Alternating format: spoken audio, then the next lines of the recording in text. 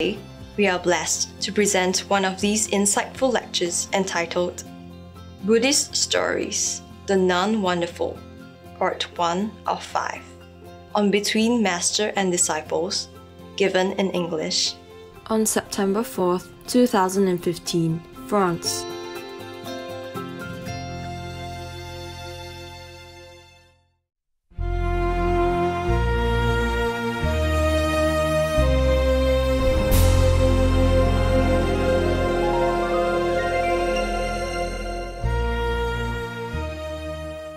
Hello. Oh, no need. No need to make trouble. I got this for the video team, cutting team. Yeah, later, okay? To share, huh? That's all I had. The fruit. Yeah. I'm losing some weight, I think, or maybe the trousers is too big. Yeah, okay. How's everybody? Good, yeah? Still very little man, huh? Only woman, huh? They always say, "Let me go, honey," and then all the men had to stay home. Washing dishes, watching babies, and all the women come here and sit long time, right? Huh? How come your husband let you go? Your husband don't say anything? Because always a lot of women came, nah? Men very little. Why? You kung fu him or something?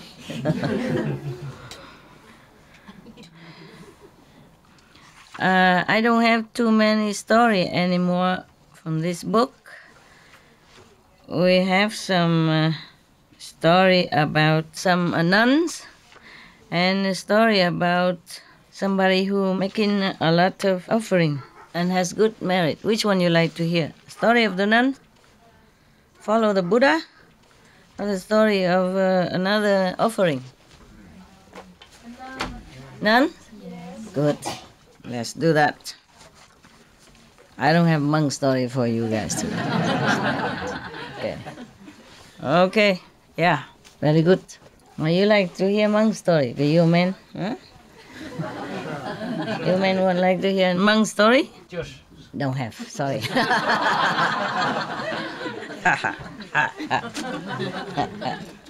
Got you. Oh, I have to have my magic. Why are you laughing at? Translation later. Translate. Oh, not bad. Okay.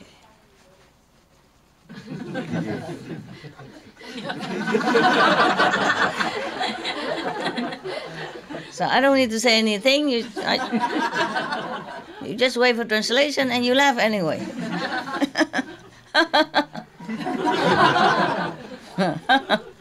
How nice. Better. Okay, very good. Yeah. This one go to behind and I asked a different kind of glass, but that's what they bought for me. I asked for some kind different one, yeah? The one that can open from the front and then clack. Right. And then they buy the one that open from the back and open from the front and open nowhere. No, nothing open. Okay. We should really thank the past masters, monks and nuns and scholars who have taken time to record the Buddha's teaching after the master's nirvana, and also for the past and present persons, lay or monks or nuns who have really dedicated themselves, sacrificed their time and precious health or under any difficult situation to translate this so that I can read it to you. And we have to thank them.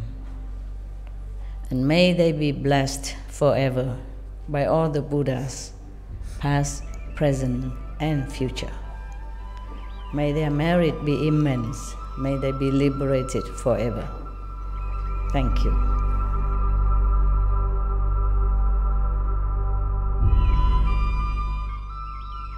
according to Buddhism and the believer and the tradition, when you read sutra and all that, you have to put on incense, flower, and bow to the sutra first and thank all the Buddhas and Bodhisattva in 10 directions, all respectfully, before you read it, okay?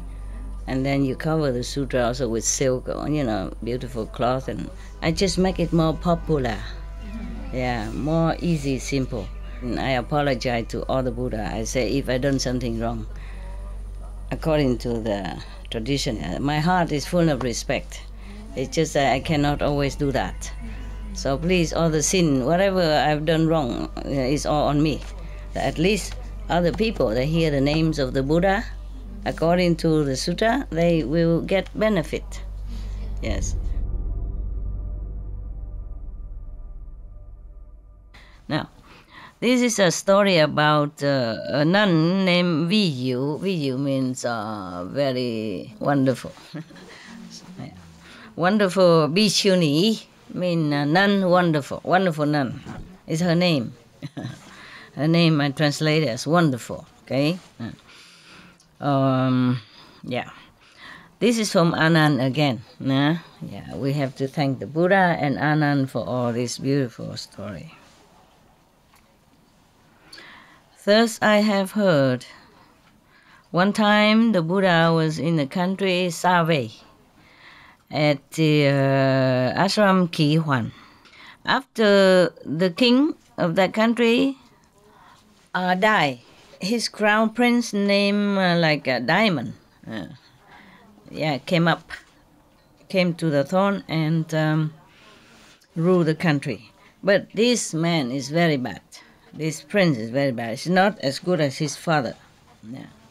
He's very, very violent, greedy, and very, very impossible. Yeah. Many times he let his elephant came out to the city outside and stamp on a lot of citizens and make them die a lot. At this time, many of the nobles and rich families' daughters, they felt very, very, very fed up and tired of this kind of treatment by the king.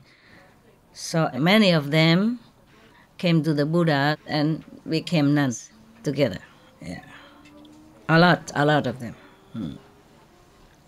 The citizen at that time saw that many of these girls whose family are noble and rich and, has good position and comfortable house, they all went to become nuns. Yeah, either some of them they like, or some of them they respect because of such a good family's daughters. Yeah, and they forsake everything just to become a renunciate. So many citizens, they came and make offering a lot, to them. One time, they talked to each other like this.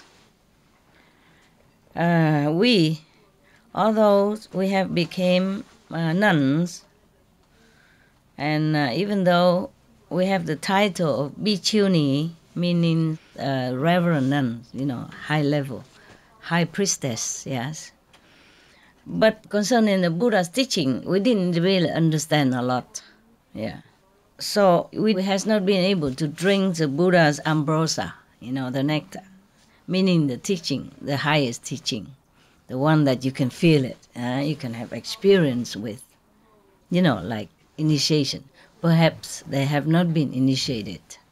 So therefore, many of our karma has not been destroyed. Only initiation can destroy past karma. Only the Buddha initiate them, then they can destroy many aeons of karma. Often like that. In many stories before, they always say that whenever they got in front of the Buddha after he preaching, and then it's special, and then many aeons of karma has been annihilated, yes, nullified. Now they were thinking that their sensual desire and anger and arrogance from time immemorial has not been completely annihilated, nullified. So they think, they talk to each other. They say, okay, now I think we have to go to the Taulananda, great superior mother, nun, just like mother superior in Catholic, okay? Yeah. So that we can study with her. And then she will give us some of the better teaching. Yeah. For example, like the 8 kind of respect. That is the Buddha when he first accept his mother as a nun. No, not mother, but like a stepmother. Yeah, his mother died at birth. Yeah, you remember? I told you. And then the sister of his mother took care of him because he was just a born baby. Therefore, he is also his mother. Yeah.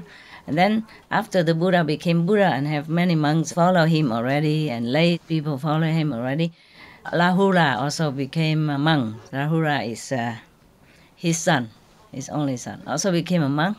So she also came to ask the Buddha to become a nun. Yeah, but at that time there was no nun anywhere. And then the Buddha said, cannot. Mostly the renunciate order is only for monks. It's not convenient for women to become monks with them. There was no such thing before. Yeah? Okay.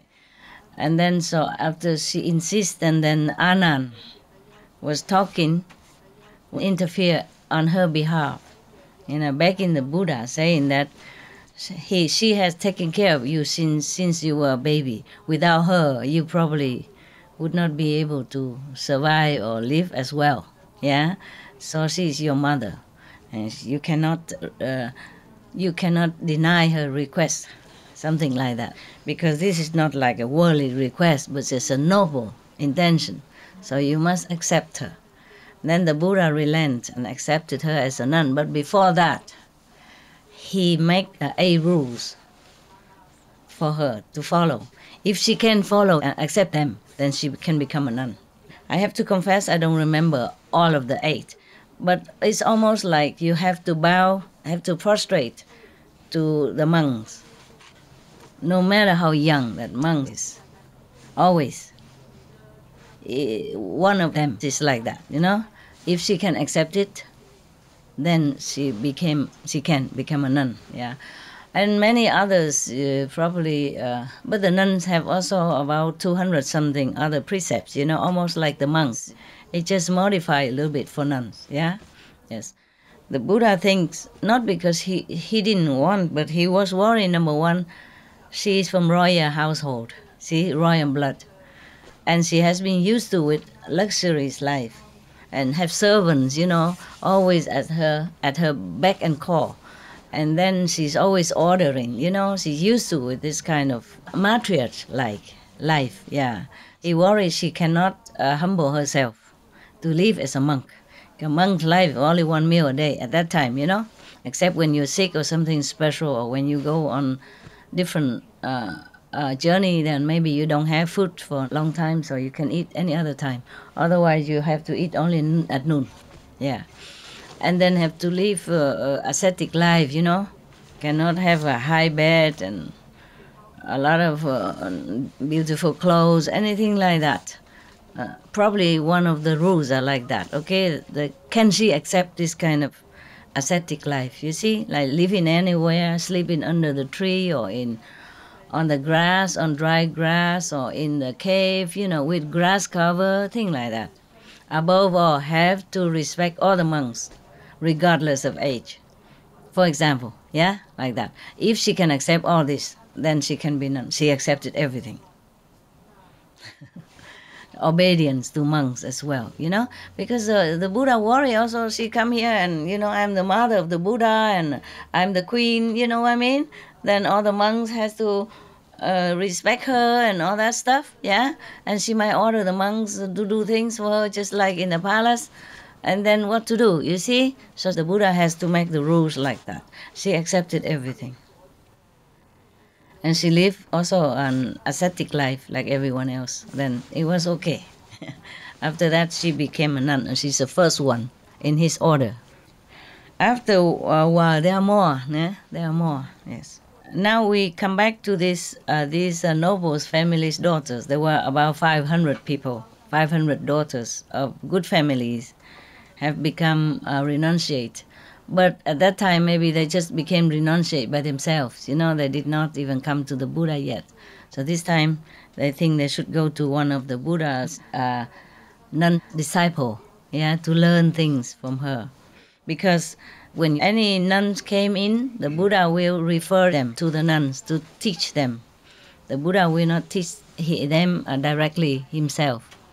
Yes, he might give initiation and all that, but they don't live together with the monks. Okay, they live separately, and he asked one of his eldest nun or his stepmother to teach them every necessary rules and precept and all that. Yeah. So right now they think they have not. These are 500 daughters of good household. They didn't think they have enough precepts or ideas about the Buddha's teaching or anything. Therefore, they think they should go to study with this nun. Yeah. Okay. So now,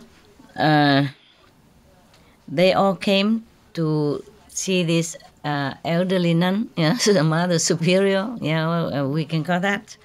And they prostrated in front of her and requested, saying, respected Reverend Mother, yeah. We younger children, yes, do not know what kind of merit we have in the past life, that in this lifetime we even have a fortune to know about the Buddha, and then can become even renunciates, yeah, and even became high priests, yeah, high nuns. But even though we have become a high priestess, we have not really understood a lot about Buddha's teaching, yeah. So today, all of us, 500 young nuns, children come here, begging you to be merciful and give us some teaching, yeah, so that we can gain more merit, yeah, and receive the blessing from the Buddha and from you.